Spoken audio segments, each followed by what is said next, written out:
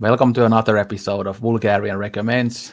Today we are going to talk about The Sword of Doom from 1966, directed by Kihachi Okamoto. I have this Criterion release here. This was actually the first Criterion I ever bought. It was the release date in the UK. It was like December 2017, and I bought it from the Oxford Street HMV, so good memories there. And I think I watched it the same day and immediately fell in love with it, and now I've seen it 5 times because it's the type of movie that I could watch like once or twice a year. It always kind of lingers on my mind. Yeah, it's spy number 280. If anybody wants to know, maybe it will get a 4K release at some point, but we'll see. But this film is a kind of an adaptation of this Daibosatsu Toge from Gai-san Nagasato. It was a serialized novel, and I think it started in 1913, but it kind of continued throughout the years and decades. But it was never finished as Nagasato died before he could finish the story. But then we have the English title here, The Great Bodhisattva Pass. So it's not, so the Sword of Doom isn't like a direct translation from the Japanese title, because the film is also called Daibosatsu Toge in Japanese, so the same name as the novel. But Kihachi Okamoto is known as a genre film director. He made many samurai films. Like, for example, he even did one Satuichi film. He did Samurai Assassin. He did Kill, which is the only other one I have seen. But he also made many war films and some other types of films as well. So he had a fairly varied career from what I've heard. But many of his films sadly aren't available in great quality in the West. So you often have to watch his films throughout like awful copies online if you want to watch them. And that's one of the reasons I haven't watched many of them, because they are hard to find in good quality. But he also falls into that Japanese New Wave period. And I remember when I asked Daisuke years ago for some Japanese New Wave recommendations, he mentioned Okamoto's The Human Ballet, which came out 2 years after this one. So I haven't seen that yet because it's pretty hard to track down again in good quality. I've seen like bad copies of it on YouTube and stuff throughout the years, but yeah, I haven't wanted to watch it in like 240p or 360p, but I will watch it eventually that way if it doesn't get released. But of course, Okamoto's films are something that maybe Radiance would release in the future if they can get the licenses, because it's the type of stuff that they tend to release. So let's hope for that, but there might be some issues there because they haven't really been released. And this Criteria release also comes up with this very small booklet with an essay from like Geoffrey O'Brien called Calligraphy in Blood. And it's a pretty good essay. He also talks about the book that it's based on, and then talks about some of the themes. But now I could do a small plot synopsis. So it's about this samurai called Ryunosuke Chukue, who is this quite evil, nihilistic, sociopathic samurai. I mean, the film starts with him like cutting down this old guy in a forest. So it starts in a very brutal way, and it's a very dark and brutal film. And it's situated kind of in the shogunates, like the end of the shogunate rule in Japan.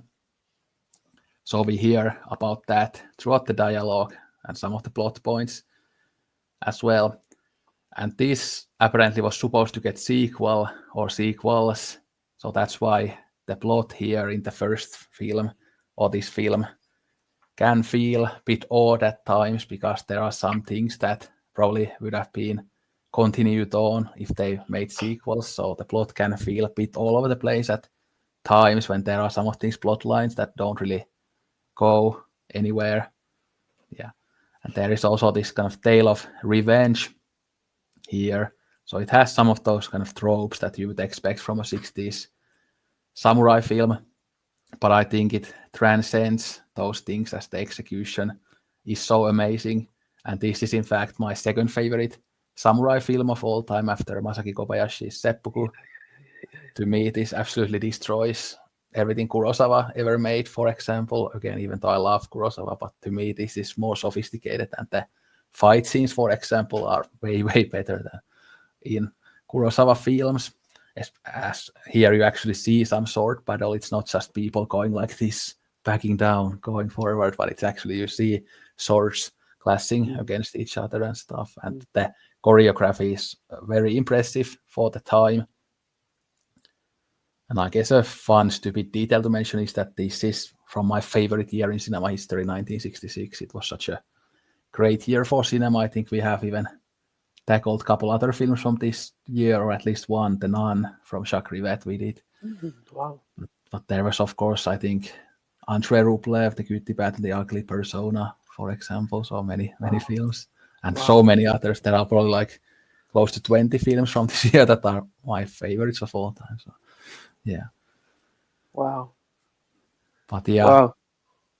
again, I cannot really say much more about Okamoto as I don't know that many of his films, but this film is just, again, a tale about a samurai who is a very evil sociopathic guy, and we see his kind of turn to madness, gradual turn to madness. And this is starring, of course, Tatsuya Nakadai and Toshiro Mifune, two of the best Japanese actors of all time. Nakadai is the main role here, and then Mifune is a side character, but it's one of the most powerful kind of side performances of all time, I would say. And this film also has one of my like top 10 favorite scenes in cinema history, but I will talk about that in the spoiler part. But it's basically in snow, and it's relating to Mifune's character. So.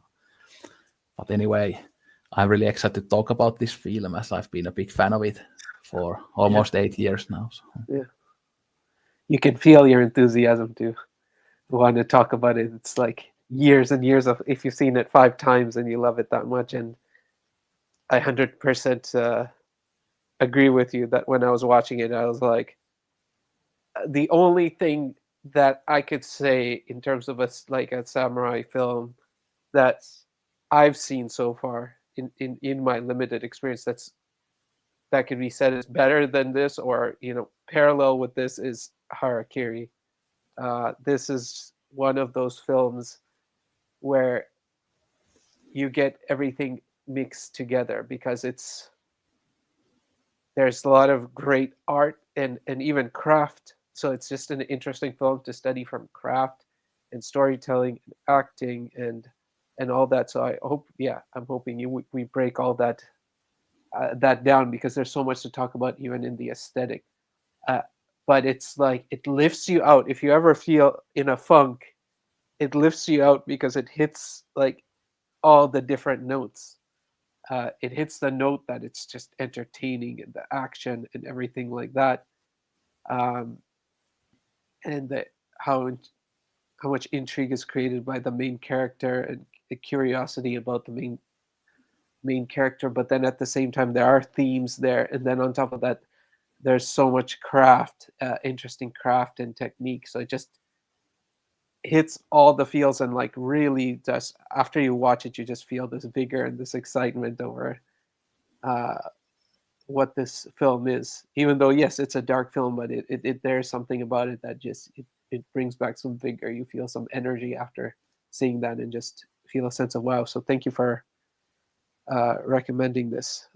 And what I will say is, every time you recommend 2 films, I note things that are create connections between the 2 films. So I'm like, somewhere subconsciously you're constantly suggesting 2 films that have aspects that connect them. Like the idea, there's a lot of Buddhism, of course, in the next film we talk about, but so is here. And I think it's very interesting what you shared, that the title of the series of books was The Great Bodhisattva Pass, because I think that's a great title. And Sword of Doom is exciting and all that, but a bit on the nose, but you can see how it's there to excite and create intrigue in Western audiences to bring them in. But the Great Bodhisattva Pass actually sounds more uh, mysterious and incorporates the mystery and spiritual aspects that this film actually also has, even though it's an action film. It has very much a lot of spiritual things. Just think about desire creates the impulse to kill, which we'll discuss when we discuss the next film. But um, yeah, let's do it. Let's talk about it. Yeah, it's interesting how I always come up with these double bills, because even this booklet here talks about the Buddhist stuff, and it mentions like that this film is all about the karmic law. It's all about Mm. karma. Oh yeah. Yeah, so that's always a big part of Buddhism that we have even talked about in some previous chats in this podcast. And one other couple of other things I could mention as context before we get into the spoiler stuff is that this book had also been adapted many times before this. So even like Hiroshi Inagaki in the 30s, he's the guy who directed the Samurai trilogy, which I know we both love. So he made an adaptation. Then there were a couple of other directors who made adaptations as well before this, and I think maybe even after this. So those might be something to watch in the future. And then I think Okamoto was kind of pressured to do this film by the Toho Studios. So this wasn't kind of his own idea, I think, because I think his previous film was kind of a flop or something, or the studio didn't like it, so they wanted him to make this. So it's a pretty great film for something that a studio Yeah. just said, yeah, you have to do that. Yeah. Yeah. Yeah. I mean, yeah. Sometimes these circumstances and how they come together. No, no, no doubt. Yeah. And yeah, it'd be interesting to study Inagaki's, how he told the story. But it's also interesting to watch in connection with these kinds of films like Samurai Trilogy and all that stuff, because it is it's like the other side of the coin, and shows where you can tell one story. I mean, in a way, they also have this connection, which is part of samurai lore, which is this becoming the master of your craft and just being obsessed with, and we have a lot of this in our current discourse about you have to be obsessed with your craft and pour everything into your craft and live your craft day and night, and it's the source of like all meaning and value in your life. And here you have a character that pretty much embodies that, so in that way it's still so fresh in terms of topic, and even things like you're mentioning, almost the psychopathy that develops as a result of that mindset and all that. So of course we'll get that into the spoiler part, but I'm really excited for the first time, where I was like, okay, we can really discuss a lot of the style too, because there's so much to be said about how it's made, uh, and the choices. So yeah. Yeah, I think we will return to lots of the things that you just said. And I think there are lots of parallels to, again, the Samurai trilogy or the character of Musashi Miyamoto here. But I think one thing before we get into spoilers that we always talk about, that who would like this film. So I think it's pretty easy to answer that. So yeah, if you like samurai films, this is a must watch. If you like 60s Japanese films, this has that great aesthetic of that time. And if you like Jidaigeki films, so those period films in general, definitely check this one out. And it's a film that I think Altes also alluded to this a bit earlier, that it is very entertaining, but it also is very stylistic, and it has also great themes about it. So it is kind of a perfect mix of those two worlds, action and kind of art house style. And I often love that type of thing where we mix two things together. So yeah. Yeah, very accessible. Yeah, mostly I would say, yeah, it's accessible to everyone. Don't miss it, because I watched this with my wife and she absolutely loved it. So it's really something that just has appeal for everyone, I think. There's just enough. enough in there. There's just so many interesting dynamics that, like you said, you mentioned Kurosawa, and there's all this elements that you even see in Rashomon and stuff like that. So it's just a really interesting encapsulation of everything, like the samurai story, but also interpersonal relationships and family dynamics, like father son dynamics, and all like teacher student relationship. Oh my god, it's great. It's just really great. And if you people haven't seen Harakiri, definitely do a double bill of the Sword of Doom and Yeah, Harakiri. yeah, Both of them wow. even tackle a bit of that samurai code type of stuff as well.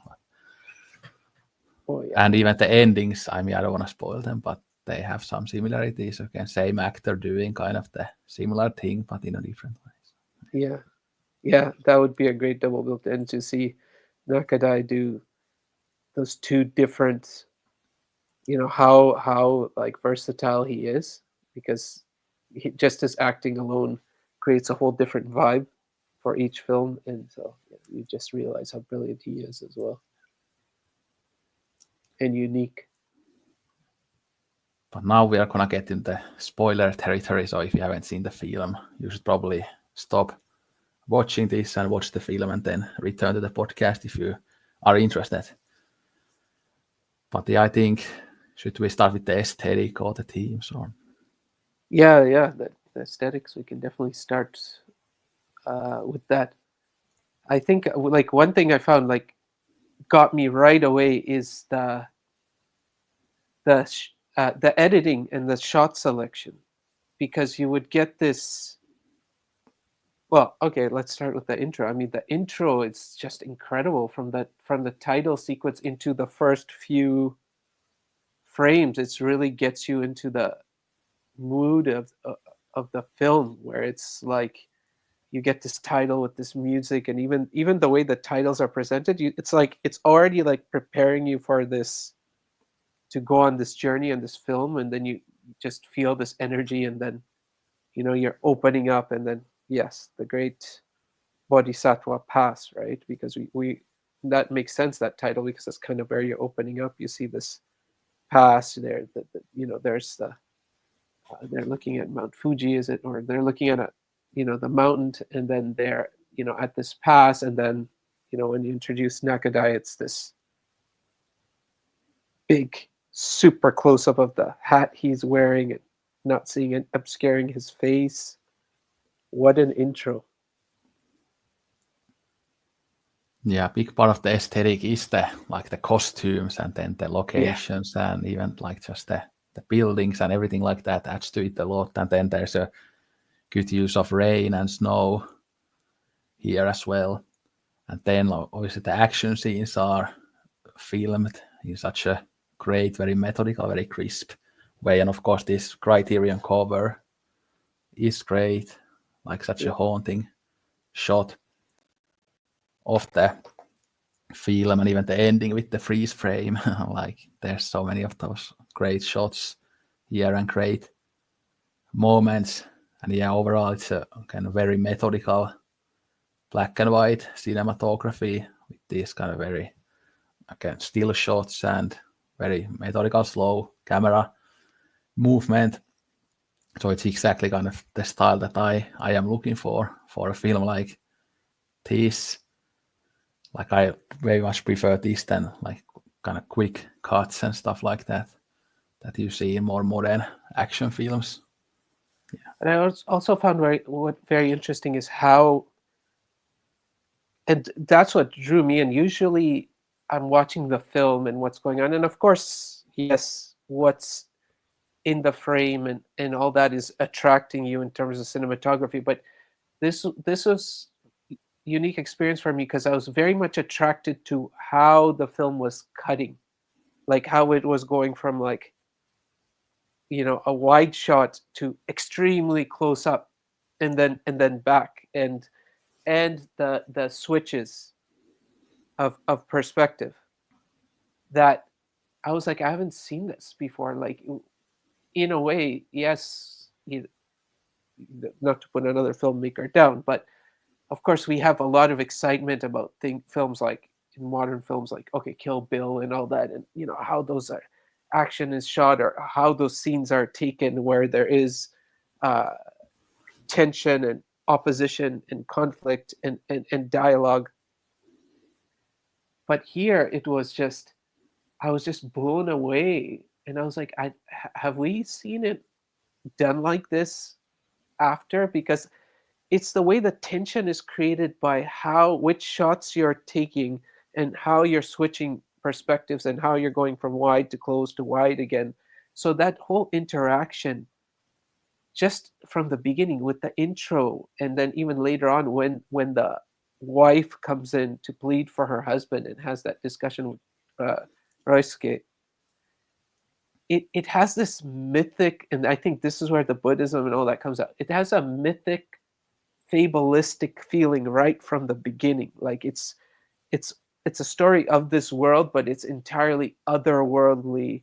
Like it's almost another realm, and it's a realm of like where the physical and the spiritual is all embodied, and just creates this wonder and awe at the world you're looking at. And I think Okamoto started his career as the assistant director to Mikio Naruse.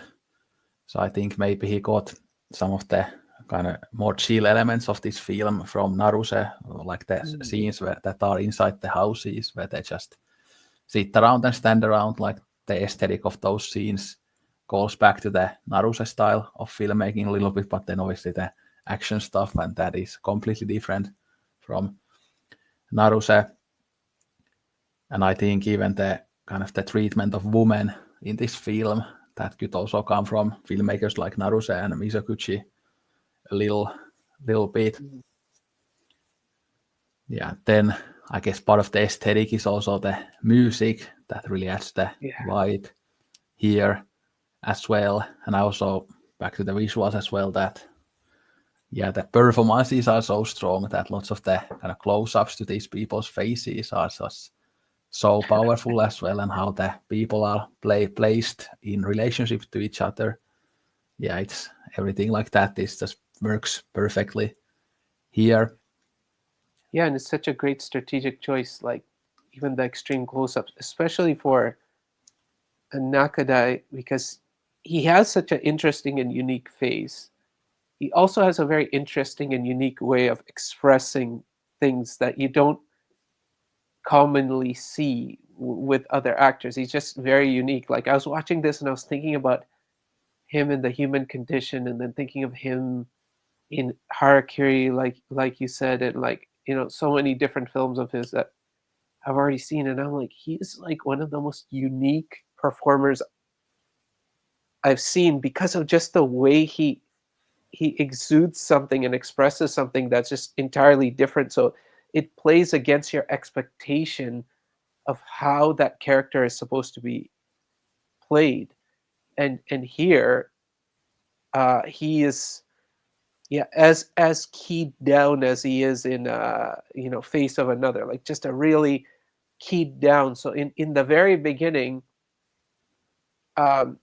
it's like it's so keyed down that you're almost like, is it a performance? But it's when the film develops that you see how that performance works with what the story is being told. But just alone by sitting there and shooting him in certain ways, and his very unique eyes and the way he looks at things, and then taking those really close shots really adds something where you're really trying to understand who is this character, what is he about, what is he thinking, what are his different. And so just shooting that those performances in that way just amps up the film so much. And here's something you can't get on stage, right? The ability of the camera to add to performances and stuff like that, and the temperature of the film. And I think this would be a good place to mention, like one of my favorite scenes of all time that I mentioned in the beginning as well, which is again when Mifune is killing all those people in the Yeah. snow, and that again relates the beautiful aesthetic as it is in the snow, and also the faces when like Nakada is in disbelief, and like Mifune almost like emasculates him, kind of shows that yeah, this is how you wield the sword. And that's like the first time Ryusuke feels like a bit scared and kind of doubts his own sword playing when he sees Shimada Toranosuke, who is the Mifune character, when he just solos all the other samurai easily without any problem. And it's like so badass when he says that, why did you have to do this? Like, why all these good swordsmen had to die for nothing? And yeah, they were good swordsmen, but he just killed them all without a scratch, basically. Yeah, I mean that's an absolutely stunning like scene, like jaw-dropping, even from when it starts and how the attack starts and how he comes out and that whole thing. And once again, it's like you're watching two or three things happening at the same time. One is the absolute, like you said, the beauty of the environment, right? The snow, the light and dark, and everything like that. And then the ballet, the choreography of the action sequences. But at the same time, it's the fact that it has so much depth at other layers that make it absolutely jaw-dropping, because he is watching a person of such integrity, uh, moral strength, spiritual strength. Like, it's like he is realizing for the first time that he has only honed his craft at a very surface level, whereas in this person is honed in from the deep inside spiritually, and he can't contend with that, and so he doesn't even bother joining in the fight. And it like closes off this narrative where he initially goes to the school and he asks to challenge um, the teacher, right? He wanted to fight him, and here he's like he is just rendered speechless and numb and can't even move, because what he has just seen, he knows that he doesn't have inside. That it's like he only has it at a surface level, but inside he doesn't have the core to ever contend with that kind of energy. And I think this is where, as you are mentioning, all the spiritual aspects are then woven into the story at different parts, and that's what makes, and it culminates in the scene, making it it's just a jaw-dropping scene. It's like, it's not just choreography, it's not just, oh, it looks pretty, it's the fact that it's telling you story, and then it's telling you about a character's struggle. So to have a dramatic thing that's also a fight, that's also beautiful and aesthetically like amazing, it just, yeah, you're right, that scene is, there's just one of a kind. Yeah, the two characters, Runosuke and Shimada, they are kind of the same when it comes to, again, they are great swordsmen, but then they are also polar opposites, because Runosuke is the evil soul, evil sword that they talk about here, but then Shimada doesn't enjoy killing, and he kind of regrets killing, and he just wants to be the teacher and kind of live in peace without that violence. And I actually kind of asked this stupid question of Daisuke once in one of his streams, maybe a couple of years ago, that if Runosuke and Shimada fought against each other, who would win? Because I mentioned there that, again, as Ryusuke is scared of Shimada when he sees that maybe Shimada would win, but then I think Daisuke said that he thinks that the Nakadai character Ryusuke would win, because the Shimada character says earlier in the film that he isn't good at the technique that works against Ryusuke's weird technique, the dough attack, the stabbing like this, Yeah. he's not good.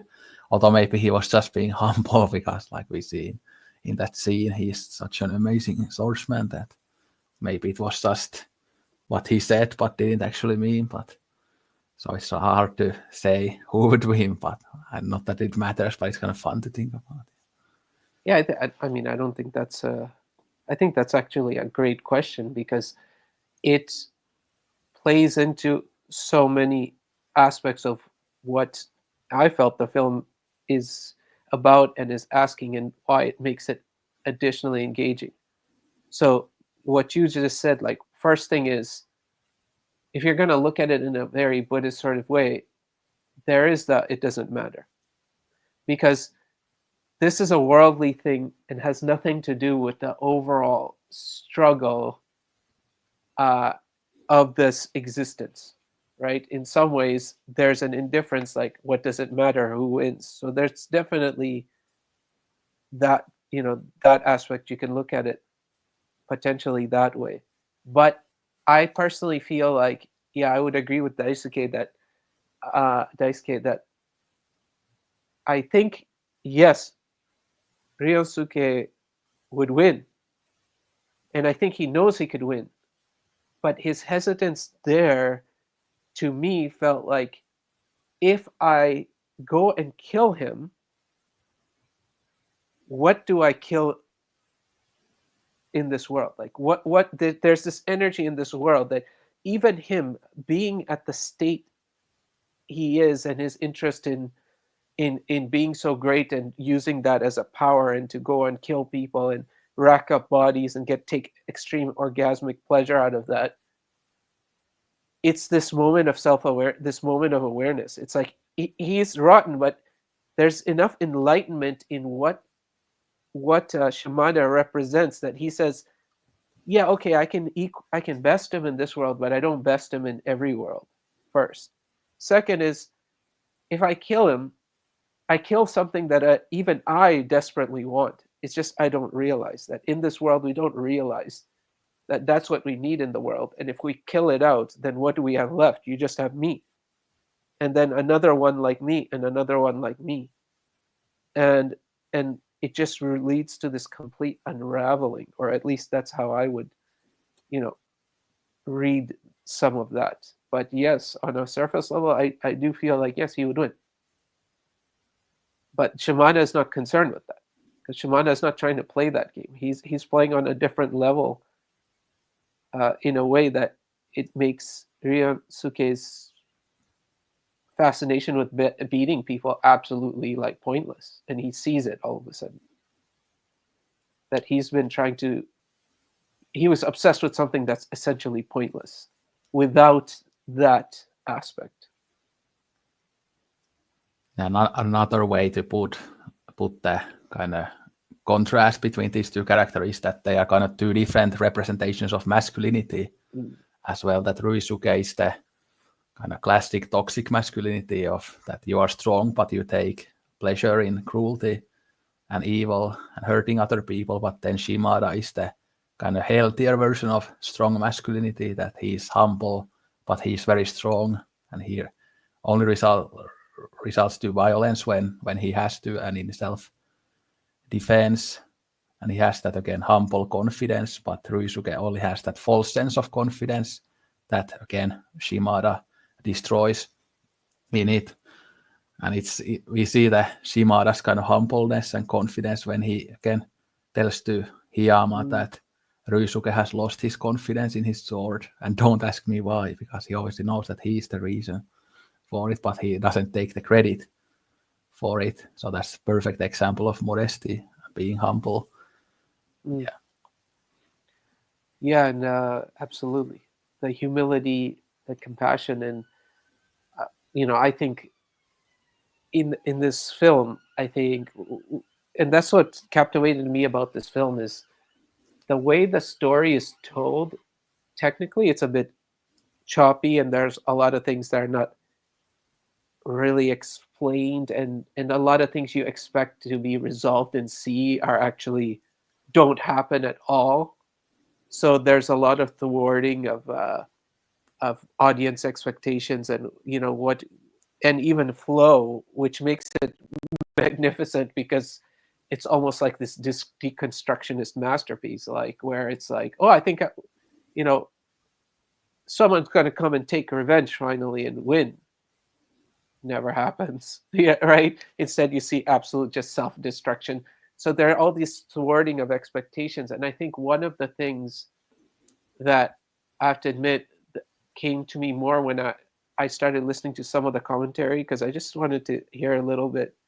I'd like to hear the whole one through, the thing whole way through, but I was just listening to some of the beginning, and one of the things that never came through to me is that Shimada was actually uh, Ryosuke's teacher, and Ryosuke was disgraced because he basically used this illegal move, this attack, and he was kicked out of the school. So he's like, he's coming back in it. So this is added a layer, because I was like, okay, here's a Ryosuke, like you said, and I thought of it when you're mentioning the masculinity, because you have that, right? He is being opposed by two men at the very least. One is like his father at the beginning, who's disappointed in him as a disgraced, someone who's been disgraced and kicked out of a school. So he has this obsession to oppose these male figures, and some of these male figures represent aspects, like you said, humility, compassion, and all these kinds of things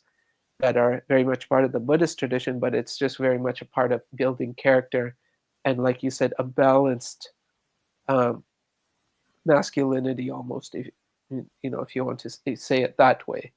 That it's like he's with these conflicts, and he just wants to win at all costs and just prove all of them wrong. But through the story, it's like he's being defeated by this invisible enemy, and not the literal enemy, because the literal enemy can't beat him. He's just too skilled. But that almost elemental enemy, that spiritual enemy, that is destroying him. It's like from the inside he's unwoven.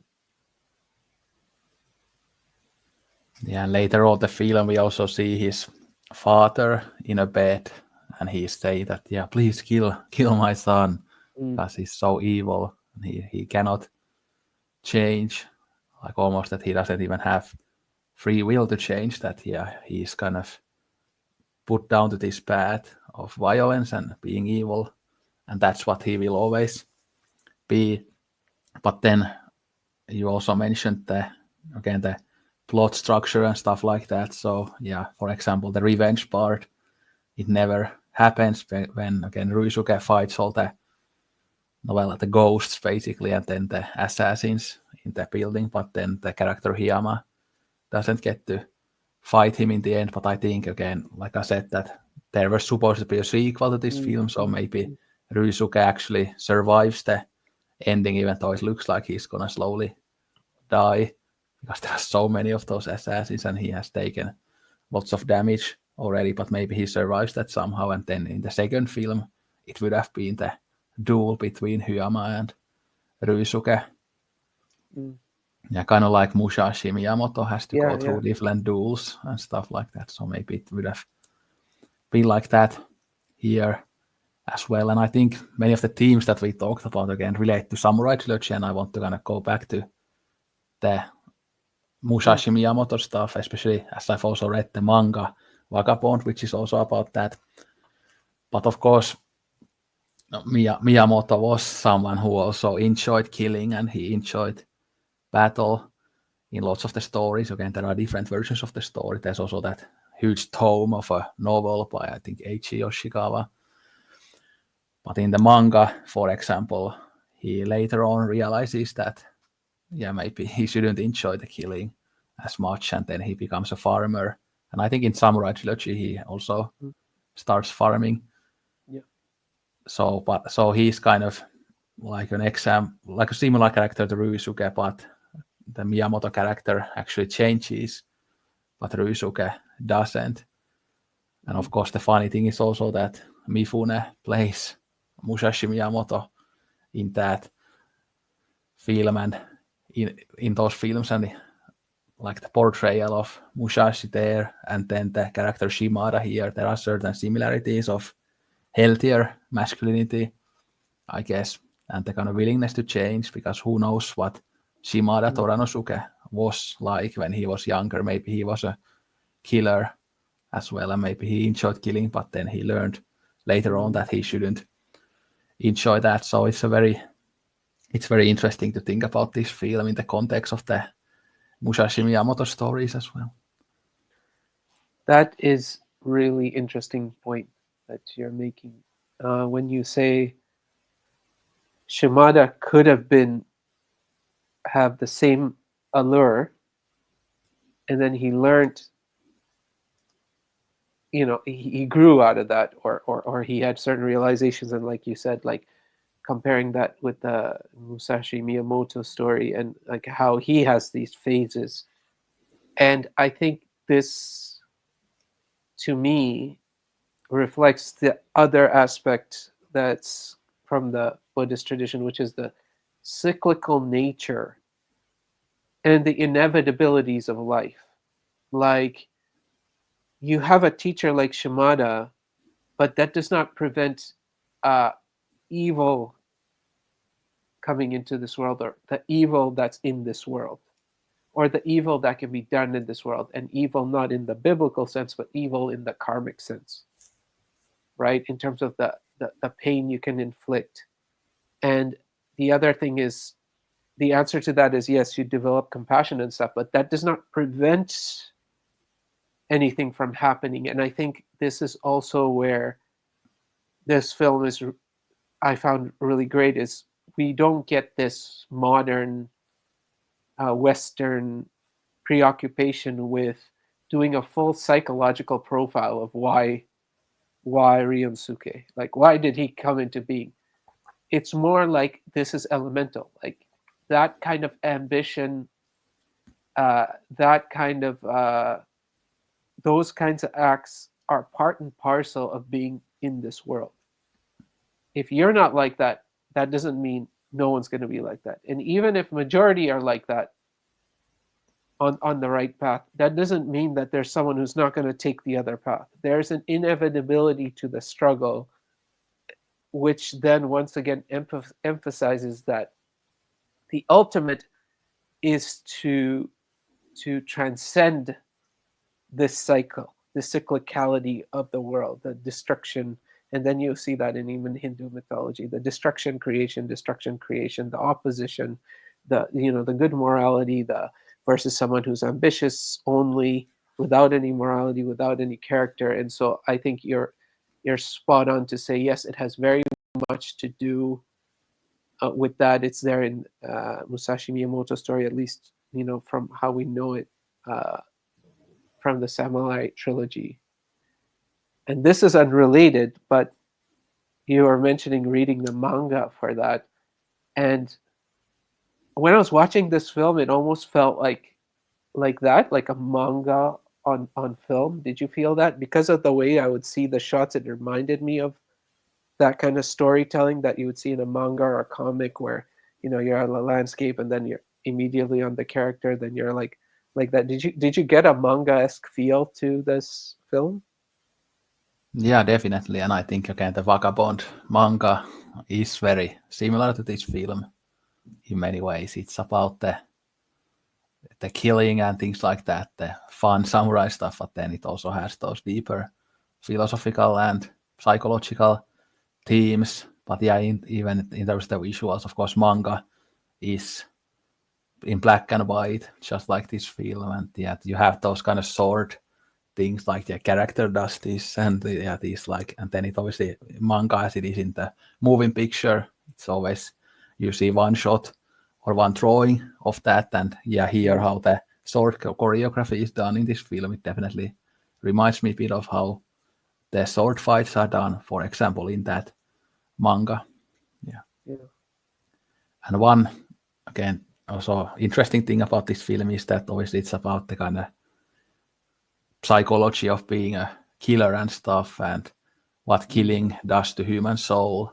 And I think that's a very prominent theme all over like Japanese art, not just film, but also in anime and manga. You see that a lot, that how killing changes people, but also how people can move past that and then change even after doing something as bad as that.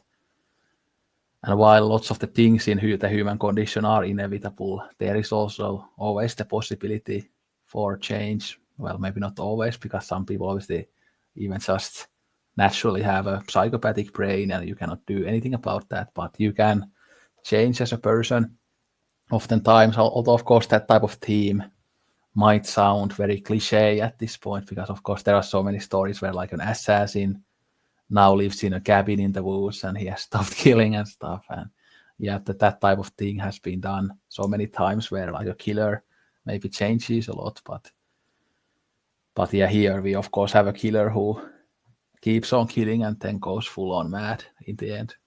But yeah, it's about the psychology of that killer instinct or killer mentality, even if he doesn't end up changing his ways. So Yeah, you raise a lot of interesting points.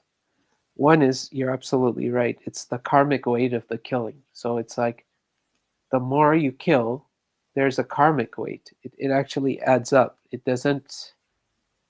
It, each killing has a karmic weight on you, and will impact you or impact the world or impact generations to come. And uh, the other interesting thing is that it's true what you're saying. Like there's so many stories like this, but I think that's what makes a film like this stand out, because when you watch it and it feels so fresh and so unique, you wonder, it's not like I haven't seen, heard, watched, like similar stories or stories that are derivatives of this story.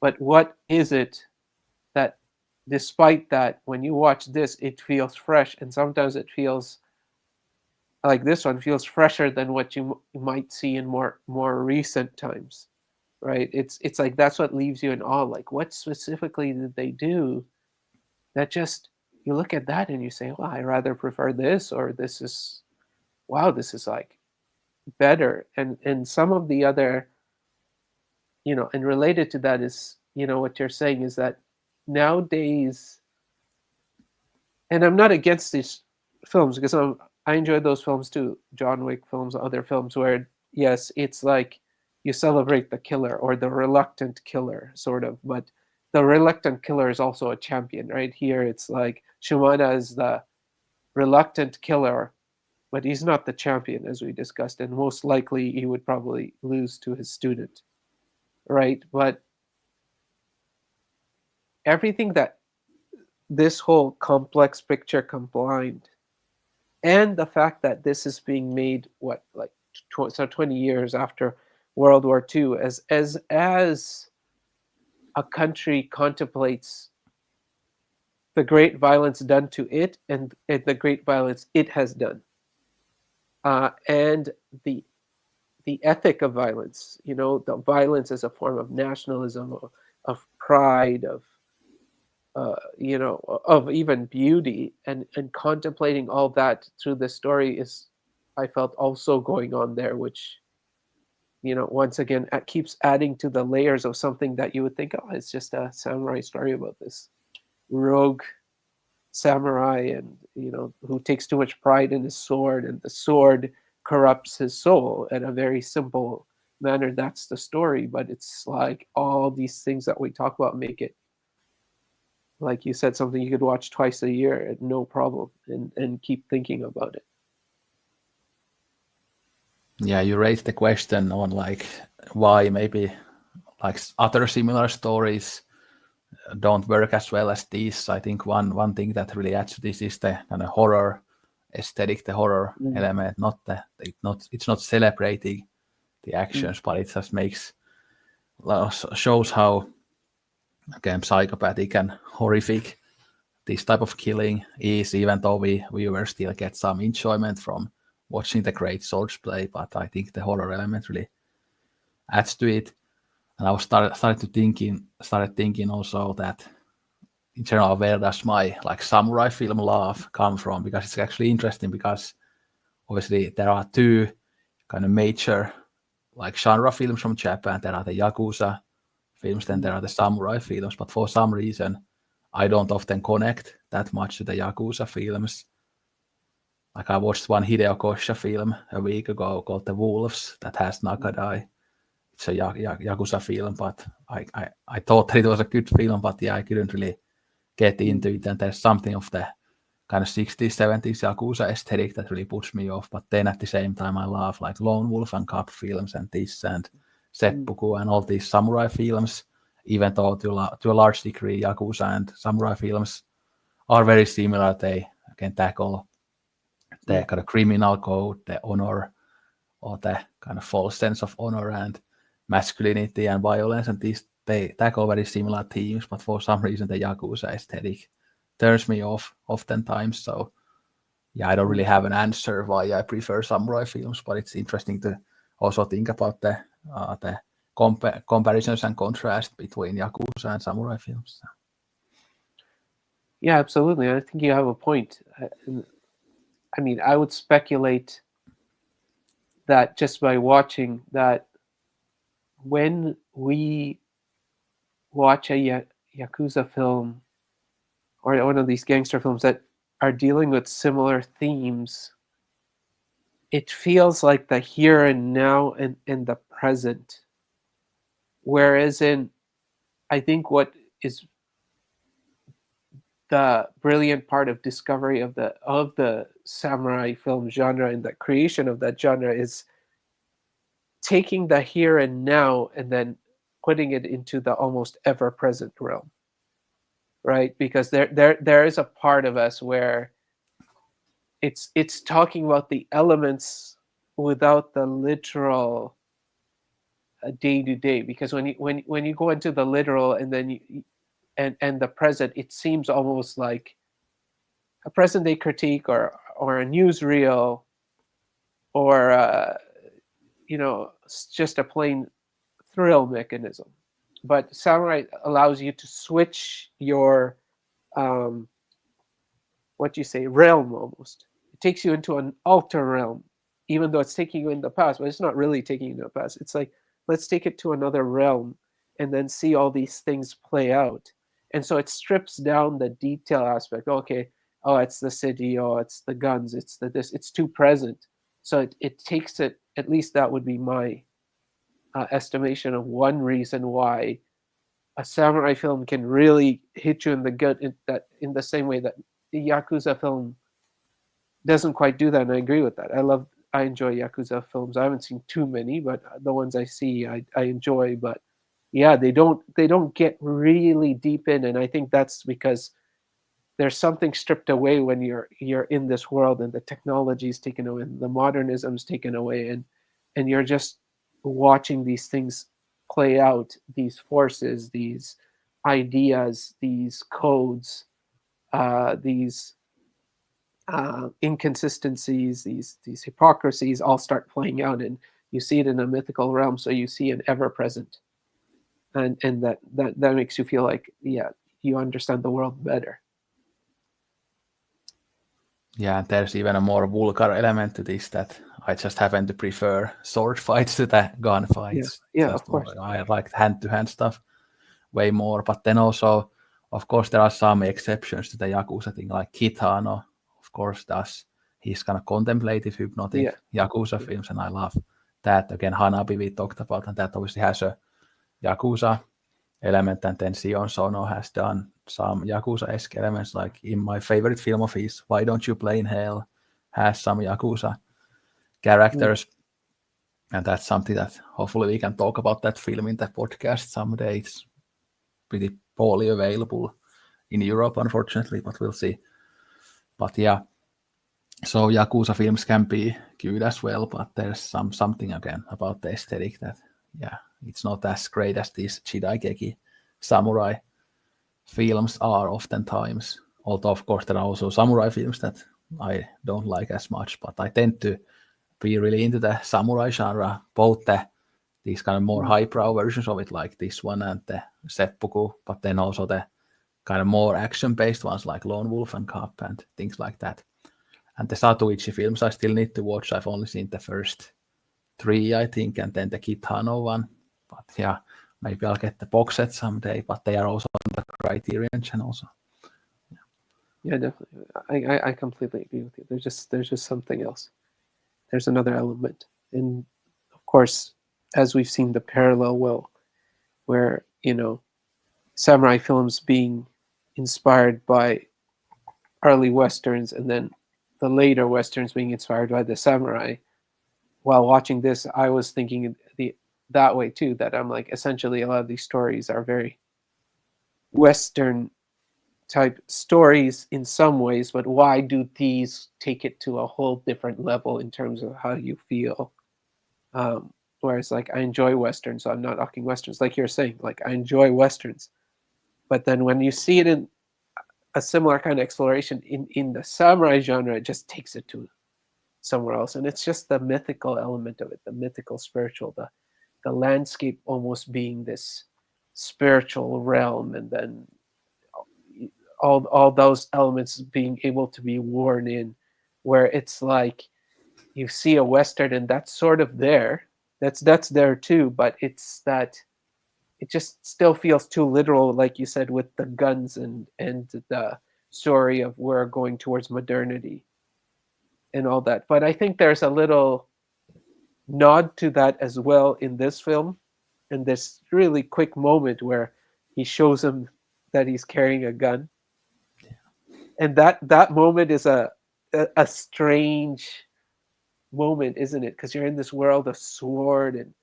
craft and art and whatever it is, even him being this dark figure that's mastered that, it still seems like you can appreciate the art of it, and what, you know the tradition that he's in a way part of. But that gun moment, it's almost like this breaking a wall moment where you see the gun, and it's, even as an audience member, you're like, why am I seeing a gun? You feel this great offense that, oh, this is a world that's ending, the guns are already there. So in one way or another, Ryosuke is at his end, because whatever he's mastered is at an end too. People are already carrying guns. So I think that was an interesting wall breaking moment, and a sign of, okay, modernity is coming, this is ending. Yeah, and when that happens, it doesn't really matter if you just fall into madness and start killing because you don't have any actual future Yeah. prospects. Yeah, and in a way, like you said, and I think you aptly said that, the Yakuza and everything with the gun, in a way it's hinting at that, right? Where it's that, if you thought this killing is senseless or extreme, the gun is going to take it well beyond what he can do. And maybe, I don't know, that's speculation, but that last scene where he goes absolutely bonkers and kills so many people after seeing the gun, like you said, one is making it meaningless, or symbolizing how much more meaningless killing is about to become. That if you are already struggling with that, with the sword, what has it become with the gun? I mean, how much do you have to think about killing someone when it's guns? How quick it is. It doesn't even require a lot of struggle, right? You can just pop, pop, pop, pop, pop. So I don't know if that critique is woven in, but I thought that for such a small moment, it changes something in the tone of the film as soon as you see the gun on screen, and it's a close up of the gun, and you start pondering, what is that doing that, and what does that mean? Yeah, and then Hyama even says that, yeah, I'm not a coward. Yeah, I'm willing to die and stuff. So there's Yeah, that kind of last uh, hint of, or the last dying, like tradition of that samurai honor and code and stuff like that. Yeah. But I think what also puts these Japanese films in general, whether it's samurai films or other films, like as something greater than westerns, for example, is that Japanese films have just always been able to portray these universal themes and these kind of all-encompassing humanism that you don't see in American films or even European films oftentimes. Although, of course, this is coming from a Japan fanboy who idolizes the culture every day, but I still think that, yeah, Japan is just able to always tap into these themes better than many other countries, and they are just they always just seamlessly wove that into like these fun stories, even so, or yeah, action-packed stories. absolutely. And I think the spirit, the Eastern philosophy and the uniqueness of Japanese interpretations and philosophical traditions and perspectives is so important in all that, because yes, I think in that way sometimes, yes, the dichotomy, black and white aspects that some, not all Western cinema, but yes, I think American and all that, the majority of modern Western cinemas plays too much into those dichotomies. Whereas in, I think what you enjoy and what I enjoy as well is that yes, in world cinema, when you go to Eastern Europe, and then especially if you go to Southeast Asia, and now like we're gonna go to Korea next, is that you start that tradition of complex. It's a much more complex philosophy in some ways, because it's a way of looking at the world that we're not used to. Like we're not used to seeing that the aspect of meaninglessness without the nihilism. See, when there's in here, when you see that it may be meaningless whether you win or not, it's not nihilism, and that you can't get that tone except when you watch something like a Japanese film. Then you get that meaninglessness or tragedy and violence, but without nihilism and apathy and helpless. There's helplessness, but in a different way, and you can't get that because it's coming from a very unique philosophical tradition and traditions, because it's a mix of all the different. You got Zen Buddhism, you got Shintoism, you got even some of the Christianity that was tried to be spread in Japan, like, and all these things. And then you have all these complex writers and thinkers. Then you have the greatest tragedies. Who else has uh, been blown up with nuclear bombs? I mean, so it's so complex. You can't get it anywhere, and so there's no surprise that you're a Japanese fanboy, because we can't get that kind of perspective outside of such a complex society, and even how what it's experienced historically, and its own machinations and violence. So yeah, 100%. And of course, American cinema, they always had the idea that you need to have a happy ending.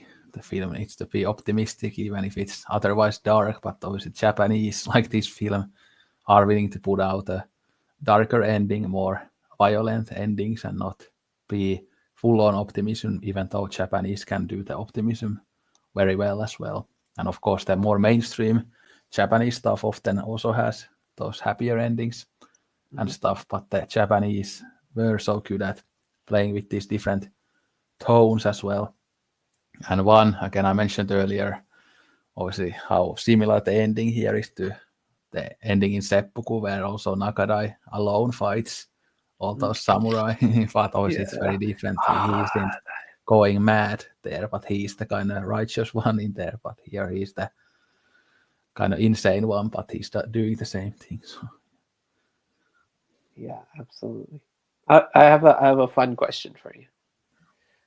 If you are mentioning that the the original intention may have been that there should have been sequels, but do you think what makes this film great is that it was potentially made with the mindset of there will be sequels, but the fact that the sequels never happened made this film even greater because of the ambiguity it created as a result?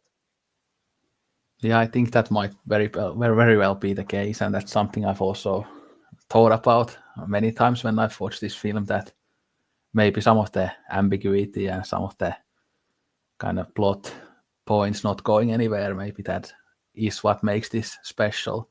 And who knows, maybe the sequels would have been bad, or I mean, they probably wouldn't have been as good as these, and maybe that would have kind of ruined the story of this one as well if the sequels took the story into a wrong direction. Yeah, and the other thing I was thinking is that, let's say there were sequels and then these things got tied and developed further. Its incompleteness and its almost messiness in this regard in terms of storytelling, and I don't mean in an insulting way, but the general expectation that you got to tie these up and you got to follow threads. The fact that it gets all interrupted makes it in some ways a very, very real story, more real than many narratives that claim to be real, because life is like that.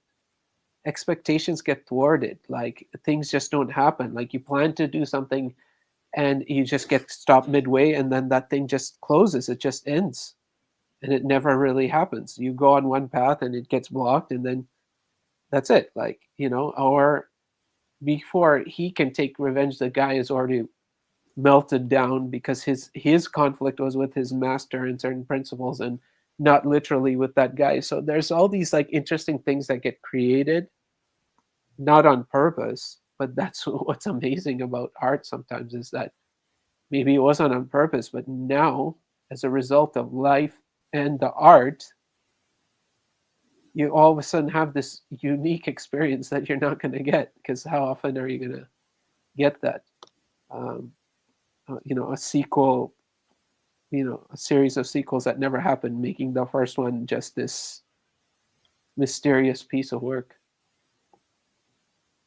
And I like this type of art that kind of is a slap to the face to the audience. Like there are some examples, like, I mean, I don't think you have seen it, but the Merlin TV show from BBC, like they foreshadow that Arthur Pendragon is gonna unite all the kingdoms and become a great king, but then he dies in the final episode. So yeah, things like that I enjoy, even though obviously there's certain kind of sadness that you feel that, oh, I wanted it to be the way it foreshadowed, but then also there's the kind of more artistic, intellectual part of me that says that, yeah, it's great when they do the unexpected and kind of slap you in the face. Like that's kind of artistic integrity to me. So yeah, it is, yeah, and it's life integrity. Like, yeah, we have these intentions, but to think that's going to be carried out, it just doesn't make sense. That just doesn't actually happen, right? Yeah. So yeah, absolutely. But yeah, this has gone on for quite a while now, so maybe we should start wrapping. Yeah, more than I thought we would actually have to discuss on this. I mean, I didn't actually think we would discuss this much on it, but yeah, this discussion has actually made the film even more interesting. Yeah. I should really rewatch the Samurai trilogy soon as well. Yeah. And even with the people who are interested in manga, I would really recommend the Vagabond manga if you like this film. It's even getting like new deluxe editions now, so it's like even better to read from those than before. But yeah, I have a question about that, which I'll ask you offline. Yeah, but yeah, you can also read it online as well. But anyway, let's wrap this up. Hopefully you enjoyed this discussion. I think we might return to Okamoto in the future if we kind of get access to some of his other films. And I've really been wanting to watch many of them, but like I said, it can be hard to find the films in good quality.